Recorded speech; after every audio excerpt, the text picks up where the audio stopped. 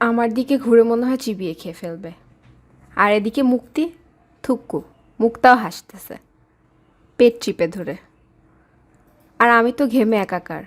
ভয়ে ভয়ে বললাম, স্যার আসলে আসলে কি আমি মনে করেছিলাম আপনার মাথায় উকুন আছে, হয়তো বেয়ে বেয়ে ঘাড়ে আসছে। আপনি পড়াচ্ছিলেন, খেয়াল করতে পারেননি, বাট ওটা তিল। Stop, get out. আউট, আমি তোমার কোনো কথাই শুনতে চাই না। এত সাহস কোথায় পেলে তুমি, বেয়াদব মেয়ে? স্যার আসলে আপনি তো ভুল বুঝছেন, আমি তো উকুনে দেখছি, বাট এটা যে তিল হবে আমি কি করব। মনে মনে আমি এমন কাদা কিভাবে হয়ে গেলাম সামান্য উকুনের জন্য। আমার তো মন চাইছে কচু গাছের সাথে ঝুলে পড়ি। নাও সোজা চলে যাও এখান থেকে। কোনো প্রয়োজন নেই ক্লাস করার। ফাঁকিবাজ স্টুডেন্ট দিয়ে কোনো কাজ হবে না। আর আমার ক্লাসে এসব স্টুডেন্টের জায়গা নেই। মনে মনে আমি দেখে নিব। আমাকে ক্লাস থেকে বের করে দেওয়া না, হাড়ে হাড়ে টের পাবি। এখনও দাঁড়িয়ে আসো, যাচ্ছ না কেন? আর শুনবেই বা কে কীভাবে? সারাদিন তো মাথার ভেতর শয়তানি ঘুরঘুর করে। আমি কি করব না করব তোর কি? তুই কি বদমাইশ কাঁচা কলা? তোকে আমি গরম ফুটন্ত পানিতে ছেড়ে দিব, তুই দেখিস। কান ছেড়ে দিয়ে সোজা নিচে এসে ক্যাম্পাসের গাছটার নিচে এসে বসে ভাবতে লাগলাম। অসভ্য মেয়ে, দেখে তো মনে হয় ইনোসেন্ট, কিন্তু শয়তানের হাড্ডি একটা। আজ আর ক্লাস হবে না, আজ এ পর্যন্তই। ক্লাস থেকে বের হয়ে দেখে মুক্তা দাঁড়িয়ে আছে। কী ব্যাপার, তুমি দাঁড়িয়ে আছো কেন? তোমার ফ্রেন্ড তো কখন চলে গেছে। থতমত খেয়ে বলে, স্যার আমাকে তো কিছু বলেননি, যাব কি যাব না। ও আচ্ছা, যাও তাহলে।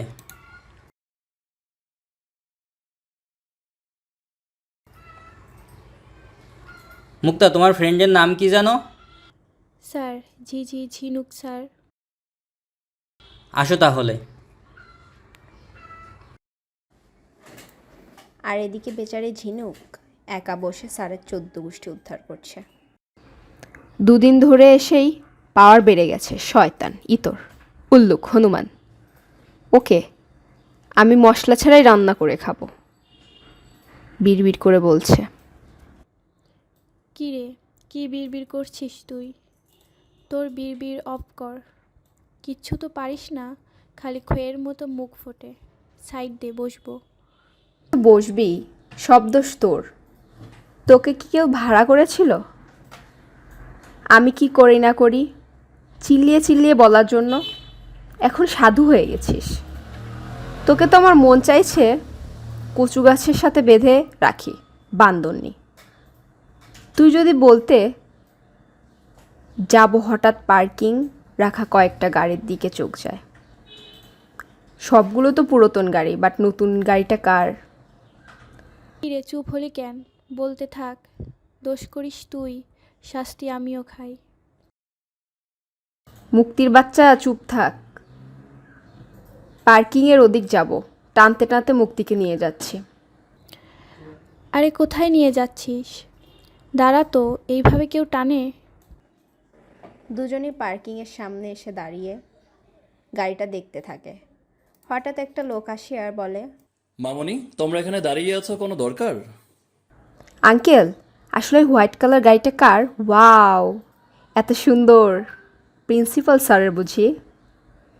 জানি এটা প্রিন্সিপাল স্যারের না, হলেও হনুমানের হবে। তাও না জানা ভান তো করতেই হবে। না মামনি, আসলে এটা তো আমাদের নিউ স্যারের। এটা ওনার গাড়ি। ও আচ্ছা, আমরা একটু গাড়িটা দেখতে পারি? আসলে লোভ লাগলো, গাড়িটা এত সুন্দর। হ্যাঁ দেখো, সমস্যা নেই, আমার কাজ আছে আসি তাহলে। Okay thanks. লোকটা চলে গেল। আর এদিকে তো খুশিতে পারি না লুঙ্গি ডান্স দেই। হে হে, চান্দু এবার কই যাইবা? আমার সাথে পাঙ্গা লাগো না? না, তোমার গাড়ির এমন সাইজ করব না, আর বাঁচতে আসবা না, বিশেষ করে আমার সাথে। হুম। কিরে কি বলছিস সেইগুলো? মাথা ঠিক আছে তোর?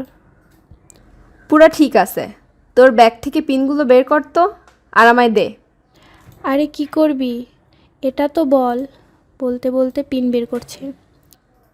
পিন দিয়ে তোর মাথাটা ফুটো করব, বুঝছিস? এবার দে। এই নে ধর, আমাকে উদ্ধার কর। হ্যাঁ তুই দেখ পার্কিংয়ের দিকে কেউ আসছে কি না। আসার আগে বলবি, নইলে তোরে পচা পানিতে চুবাবো। হ্যাঁ বলবো, বাট আমি তো কিছুই বুঝছি না। বুঝতে হবে না, মাথা মোটা একটা। বেলে গাড়ির সামনের একটা টায়ারের পিন দিয়ে খুঁচাচ্ছি তো খুঁচাচ্ছি, ব্যাস হয়ে গেছে। তাকিয়ে গেছি, টায়ারই ফুটো হয়ে গেছে। এবার খুশি মনে উঠে জামাটা ঝেড়ে দাঁড়ালাম, আর মুক্তাকে বললাম কাজ হয়ে গেছে, এবার চল। সামনের দিকে হাঁটতে পা বাড়িতেই কয়েক কদম হাঁটছি, এতক্ষণ সামনের দিকে তাকাইনি। যখনই সামনের দিকে তাকালাম, দেখি স্যার আমার মুখোমুখি।